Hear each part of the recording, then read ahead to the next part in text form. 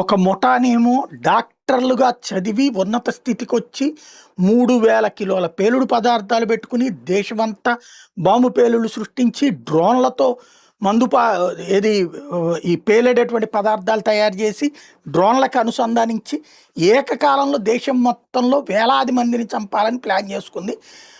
ఆ గ్రూపుది అసలోళ్ళు పట్టుబడేటప్పటికి ఒకడు తను చస్తూ 13 మందిని చంపాడు.